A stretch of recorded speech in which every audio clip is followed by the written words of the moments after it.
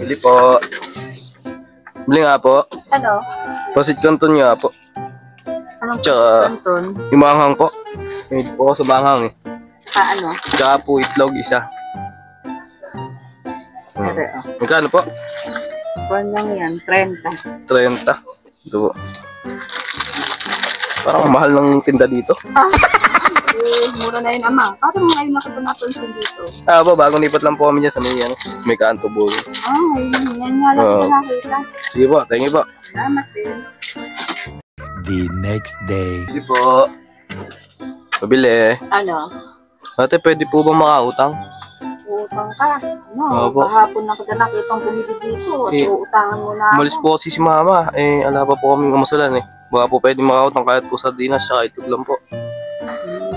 Hindi amang, ako'y naaawa lang sa'yo. Opo. Dahil... Naging kaklase niyo daw po yun si Mama Maria po.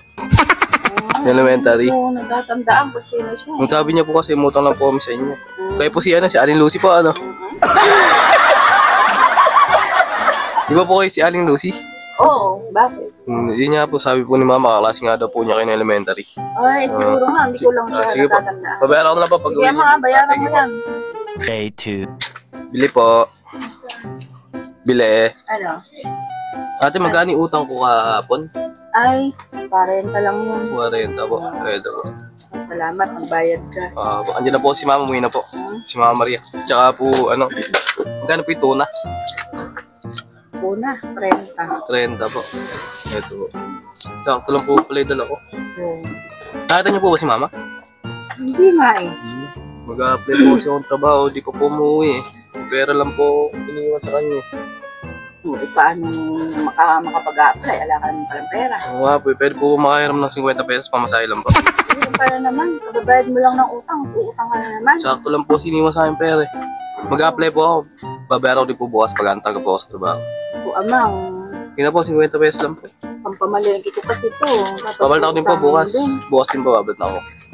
Hiring po kasi doon sa may munisipyo po. Kailangan naman pagka natanggap ng trabaho, bayaran mo yan kasi konti-konti lang paninda ko. Babayari po kasi babawin ko mamaya. Mag-a-apply lang po ako. Babayaran ko din po. Salamat po. Day 3. Bili po. Tayo pabili nga po. Ano? Pabili nga pong toyo at saka isang kape. Toyo, saka isang kape. Magkano po? 50. Okay, dala ko. Ito po. Hoy, amang, di ba meron kang utang sa akin?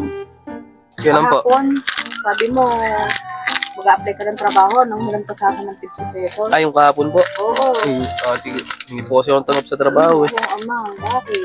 Ang dahil po kasi nag-apply, napuno po agad. Sabi yan, hindi ka na makakabayad sa akin, wala kang trabaho. Hindi ate, 50 lang naman. Pwede po ba sa ibang araw na lang po? Kahit sa amang, maliit lang ang aking tindahan. Kunti-kunting tubo lang ako, kaya nawala ako sa'yo, kaya kita pinahiran. Tapos sasabihin mo nga, wala kang trabaho. Ano po kasi, napuno po kahapon. Hindi po nasama sa Kailan ka pa makakabayad niyan? Wala kang trabaho. Hindi, sa ibang araw po, mag-a-apply pa po ulit ako. Ako ano pa magagawa ko? Konti na nga kinikita ko dito sa tindahan. Utangan mo pa, hindi mo na mababayaran yun. Hindi po ate, sa ibang araw na lang ate, Pasensya na po. Magagawa. Salamat po,